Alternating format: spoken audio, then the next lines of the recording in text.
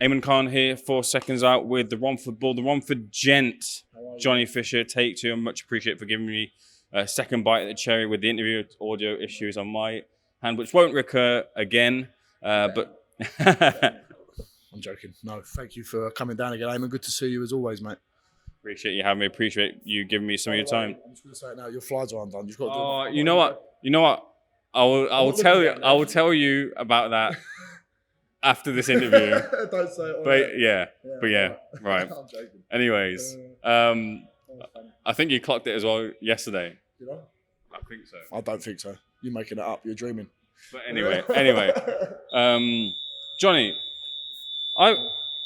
the country music thing, like you work out to country music as well. Like, where was the origination of like actually getting into country music? Because it's not really a big UK thing. It is now. Like, I think it's grown now.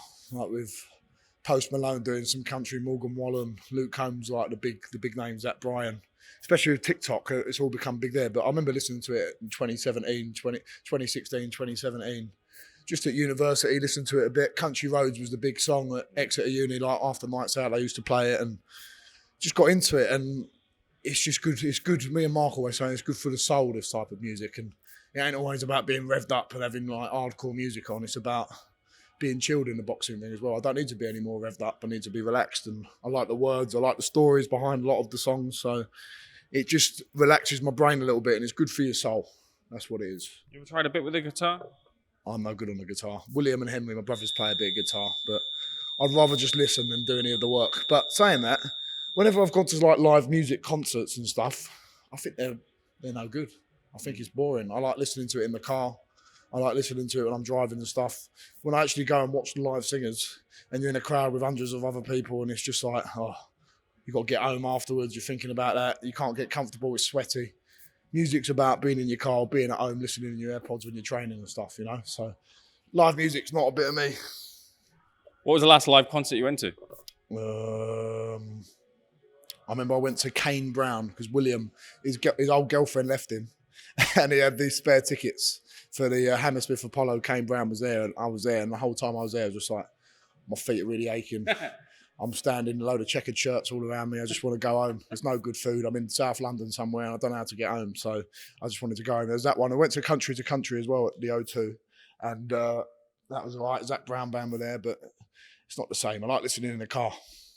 Live music isn't your thing, but live action certainly is. And it was a resounding result against Alan Babbage last time out. It was setting up a brilliant finish. Have you spoke to Babbage since that fight? I left him a message the day after and said, look, no hard feelings. I know you're just building up the fight, doing your thing to get yourself hyped up. And he messaged me a few days after. I think it was when I was at Wimbledon with Matchroom. And he just said, I'm broken, brother. But you showed me that I'm not a heavyweight. And hopefully he continues to campaign at Bridgerweight or Cruiserweight because Babbage is a handful. You know that. You've seen with his 11 knockouts, what he's done to other good fighters, such as Eric Molina, such as Niall Kennedy, who was good at one point of his career, Shaundale Winters. These are all seasoned names. But that if he can carry that power at Cruiserweight and Bridgerweight, he's going to be a real problem. And we all know what the Bridgerweight world title is, that like people fought for that and he's fought for it, he can fight for it again. And there might be an opportunity after a Coley relinquishes it, moves up, probably. There might be a chance to fight for it again if he builds a bit of momentum. So fair play to Adam Babbage. He's a good friend. I always will have time for him. If he's ever round Romford, round London, he's always welcome around our house. So no hard feelings with Babbage. You turn your attentions now to Andre Renko, who's been in with some real serious operators within the business. Why is Renko the right fighter, the right step at the right time? Renko is a tough, hardened veteran, proven, as you said, against... To be able to go the distance with someone like Zili Zhang, to go the distance with a Povetkin or an Ajit Kabayel, world-level operators, you've got to be pretty good. And it's a higher level than I've ever operated at. Probably 2, 3, 4 levels up from what I've ever operated at. So it's going to be a tough test for me. And listen, it's a sort of fight. If I get 10 rounds under my belt, that's exactly what I need right now, because 2 victories so far have been within the round. So as much as that is great, and I would love to do that again, if I do get 10 rounds under my belt and I have to show a little bit of what I've learnt with Mark and Jimmy in the gym, that's just as good. Obviously, I want a knockout. Obviously, I want to put him away. But if I don't and I have to show a little bit something different to my game, that's a benefit as well. Is there ever a point in a fight where you have to strike a balance of like, look, I know I'm probably going to get my opponent out here, but maybe I want a few more rounds? I remember asking you afterwards in Vegas, and you're like, look, if the opportunity comes up, I'm going to go take it. There's no chance. You can't take them chances in heavyweight boxing. Bezos, Babbage, even Armstrong, these are all big guys. If they clip you on the whiskers, you're going to feel it. And I don't believe in taking chances like that. I'm trying to earn a living, I'm trying to earn a livelihood, and I'm always one punch away from disaster. And we've seen in boxing how dangerous the sport is. You don't want to be taking shots on the whiskers that can do damage like that, and you don't know if you can box again after that. So there will be no chances taken. If I see someone's hurt, I'm going to get them out of there because I'd rather it be them than me. You get through with Renko as you plan to do. Where do you feel you are in amongst the domestic British mix? Do you feel that you're ready to kind of go for that British title? Listen, if any fight gets put in front of me and it makes sense financially for me and it's the right step at the right time, I will go in with absolutely anyone. But the beauty of the position I'm in at the minute, having the support that I've got, that I'm very grateful for, I can pick and choose my moments and make sure I fight people at the right time. But listen, if the right fight gets put in front of me, out of any of the domestic names, and it makes sense, then 100% we'll do it. And I'm got faith in my team in Matchroom and SJAM to get that done. Yeah, I said this to you yesterday, I'll say it again. I feel like with you over other British heavyweights, if you felt that you needed more fights, you'd have more rope to play with because of your following and because you can go to different territories because you have that. And I remember we said that last night, and even if I didn't have the rope, I didn't have the support, I'd do what's right for my career. And if one thing that is definitely right for my career is fighting someone like a Renko, who's a seasoned-hardened veteran who's operated at world level and will give me the rounds probably that I need. And whether I had 5,000 people coming to watch me or 50 people watching me, I'd make the decision that's right for my career and my professional boxing development rather than what's popular for people and what's going to get me more kudos in the boxing world. But I think people in the boxing community will look at the fight of Renko and know that that's going to be a very stiff test for me. You and Dave Allen, two popular fighters like you are, had an Instagram conversation. You talked about, playing with that fight and having that fight down the line. How realistic do you think it is that you'll meet Dave Allen in your career? I'd love to fight Dave Allen simply because he's one of them heroes I looked up to when I was young. I remember being at university when I was doing amateur fights and watching his interviews when he's on Sky Sports, little hotel room tours with him and his little camaraderie with Darren Barker. And we've spoke, me and Dave are mates really.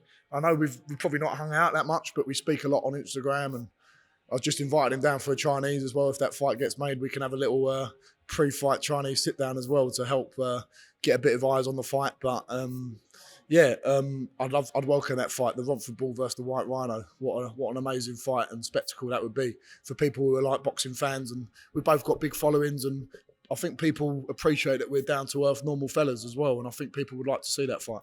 You ever fought a mate before or sparred a mate before? Is it different when you're sparring someone that you like and appreciate? Joe is probably my best friend in boxing, and we used to we'd be sitting in our Airbnb in Vegas, chewing the fat, talking about conspiracies and talking about our favourite cuts of pork belly and our favourite restaurants and noodle bars in Vegas. And then half hour about to spar, we get in the car, we go and drive there, it all goes silent. We bash each other up for 6 or 8 rounds.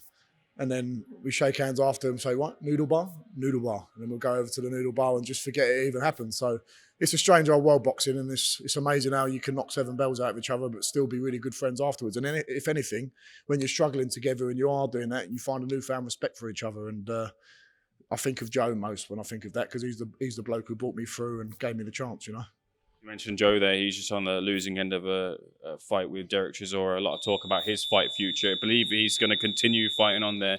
It's his decision to make it all, but do you feel he's making the right one? Yeah, listen, Joe's his own man. Joe's accomplished and been to levels that I can only dream of getting to. And I'm no one to offer him advice on where he should go with his career. If he feels like he wants to keep going, he had a tough fight with Derek Chisora. Derek Chisora, another accomplished veteran in the game, losing to Derek Chisora on a close result. It's not the end of the world, but it's just how Joe navigates from here, It's up to him. If he wants to give up, he wants to give up. He wants to keep going, he wants to keep going. It's not for me to say, but I'll support him in whatever he does because he's been brilliant for me. Eddie's banded out your name about with a potential fight with Chisora. Yeah, he has. And a lot of people spoke about that. I've got a higher level of respect for Chisora and what he's done.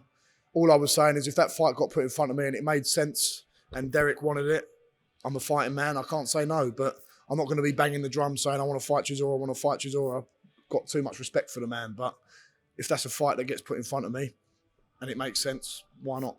Your thoughts on a couple of quick things in the heavyweight division. First of all, it seems like the rematch between Wardley and Clark is very close to being announced. Who are you favouring in that fight? Good fight, really good fight. The first one was an absolute barnstorm. I remember being there.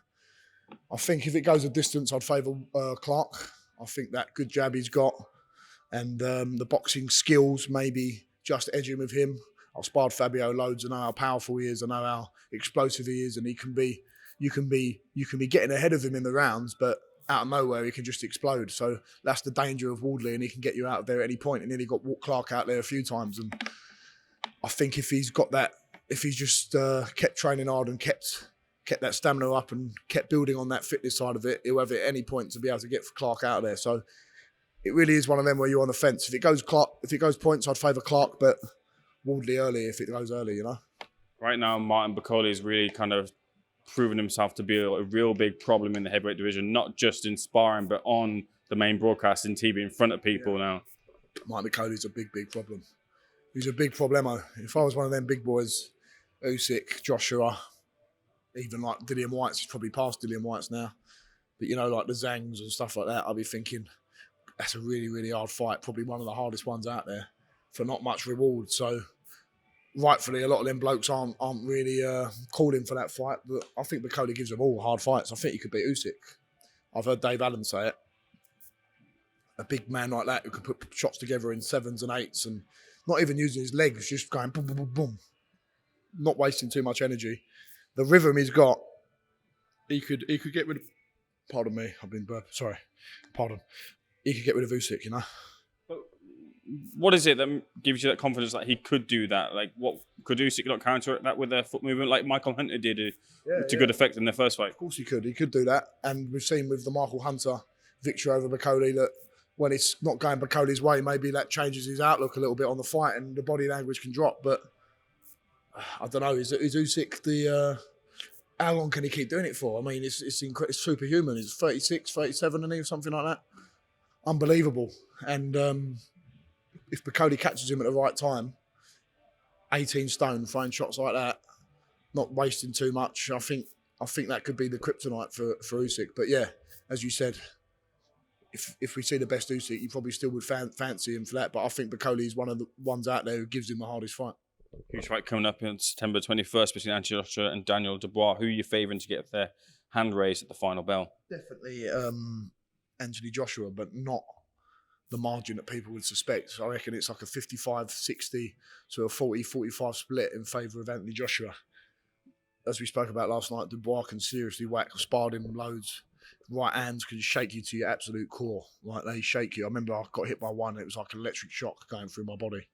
But then again, I ain't sparred Joshua and I know how hard he can hit just from who he's knocked out and what he's done to people. But the jab of Dubois as well is like a right hand. So although I can't speak about sparring Joshua, I know that Dubois ain't no joke and coming off great wins like Jarrell Miller and Filip Hrgovic, who's been that sort of bogeyman after the last 2-3 years. To deal with him is it's not going to be an easy night for Joshua. But one thing that makes me think Joshua will win, the amount of right hands that Hrgovic hit Dubois with, Joshua, if he lands on right hands, it's going to be night.